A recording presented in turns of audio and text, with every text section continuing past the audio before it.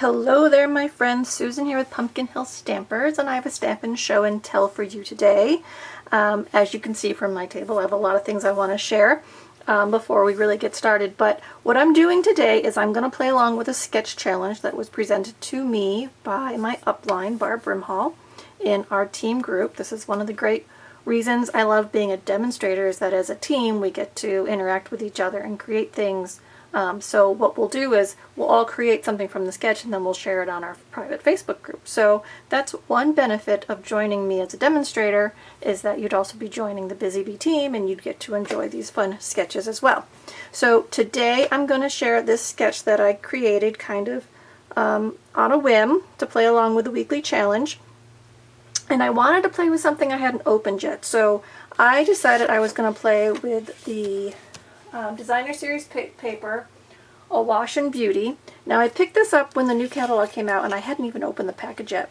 And I've been doing a lot of fall and holiday themed projects lately, so I really wanted to do something different for today's show and tell. So I decided to pull this paper out because I hadn't used it yet and let the colors in the paper design my card, and I just went from there. So I just wanted to show you the different papers real quick because they're new to me. This one's kind of fun. It's got the different images you could trim out and use to build your own flowers. There's something a little more petite in the pattern. I really like that bold one. I think I'll be using that one soon. And then also this one here. And then the nice thing about the flip side of these papers is they've got this kind of a solid print background that you can use on your cards as well. Okay, so something else you may not realize is that when you buy our paper packs, on the back they give you the coordinating colors that they used in the paper, so you can always refer to the back of your package to know which colors are highlighted in the papers and the prints that you're going to be using. So that's a nice way to coordinate your cardstock, your inks, your embellishments, to go from there. Okay, so there's my introduction to Designer Series paper. Now, as you know, like I said, I was going to play with the sketch. So the sketch gives me the measurements for my project, so I didn't have to think too hard there. I just had to build around it. So when I first opened the pack, I really like these long 6-inch kind of layered print papers that they've been very common in our papers lately.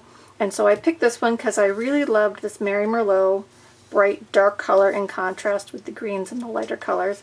And I liked this background with the Blushing Bride with the plaid pattern, right? It's kind of subtle, but it's there. So I said, okay, I'm going to do that.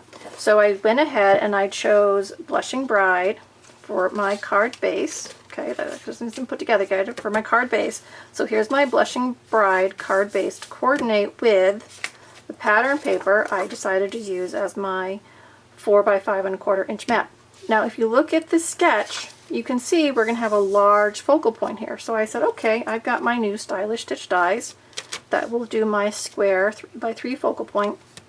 But as I was laying that on there to think about it, I said, wait a minute, I could slide that over and probably die cut a section of my DSP to use as my focal point. That's what I did. So watch. I took my Designer Series paper, right, my 4 by 5¼ which was my mat. So here, before the die cut came out of it, right, I was working like this.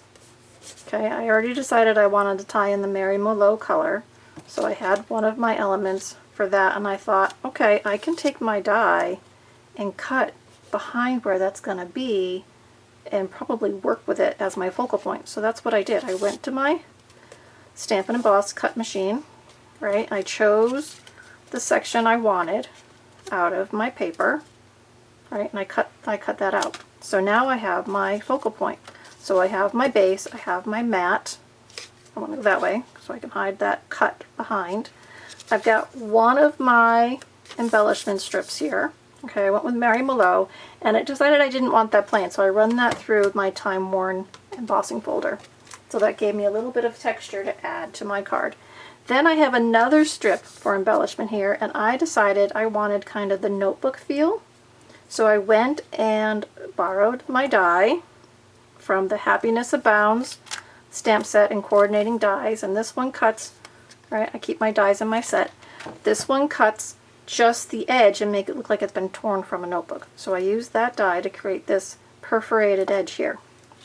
And then I had my focal point.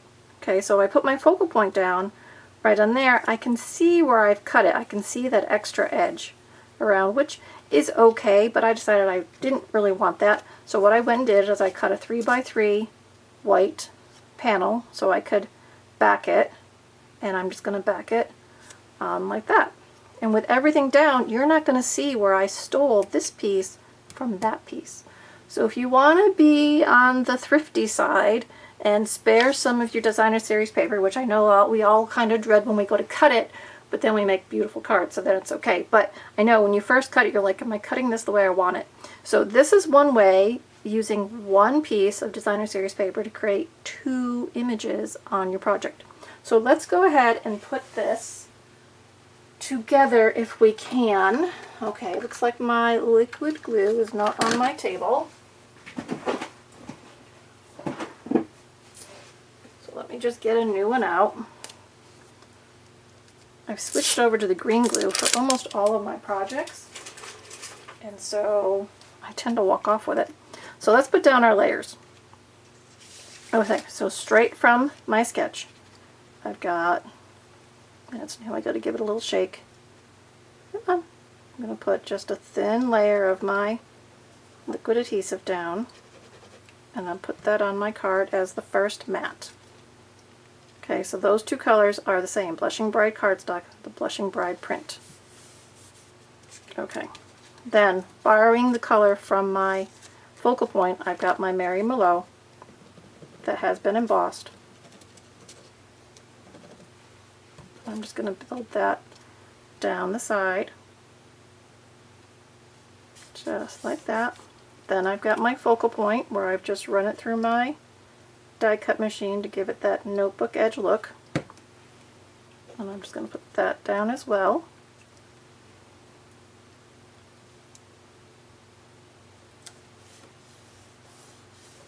And then I've got my focal point. Now, I could pop it up on dimensionals, but do I want to? This is where you have to make a decision. So do I want it flat so it's really snug? Or do I want to pop this up on dimensionals? I think I want it just snug. So I'm just going to go ahead and put adhesive on the back of here and put that on my 3x3 square. And then that's just going to get adhered down to my base, which will cover up my stolen bit, right? My stolen bit. So that's going to go down just like that. Give that all a good press.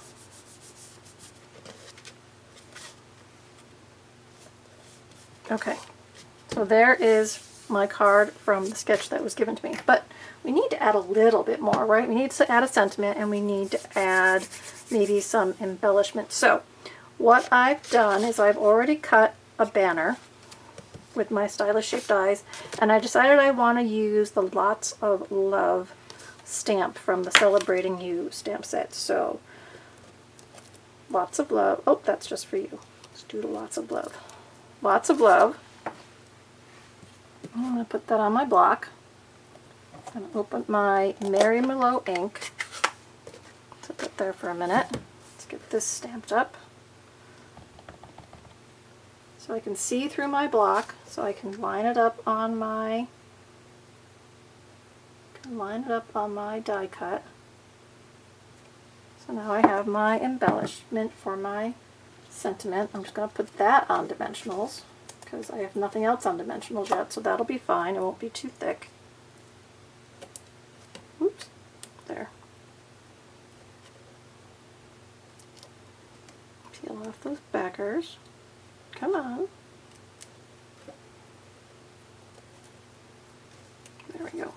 And I'm going to place this kind of, could go right in the middle. I'm going to offset it a little bit, I think, though. Offset that just a little.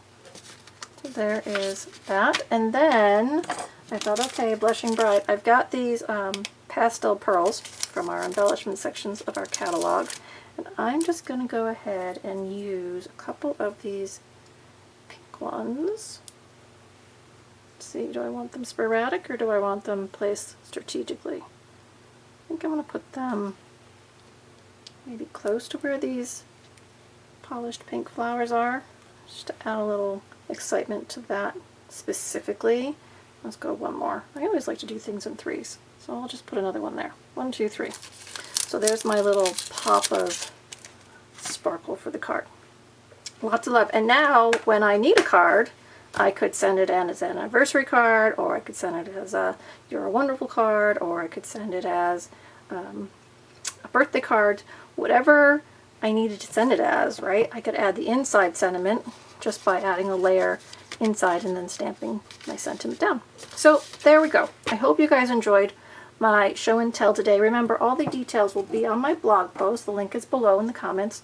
Remember, if you haven't subscribed yet, you can subscribe to my channel here on YouTube. And if you do visit my blog, please leave me a comment on the post. Let me know what you think of the project. I like to know that you're watching and that you're enjoying what I'm doing. And I have a link on my blog and below here, so that if you need shop for supplies, please visit my online store and support me in a small way with your order. Every little bit helps. All right, everybody. Have a great day. Do some fun stamping, and I'll see you again soon. Bye-bye.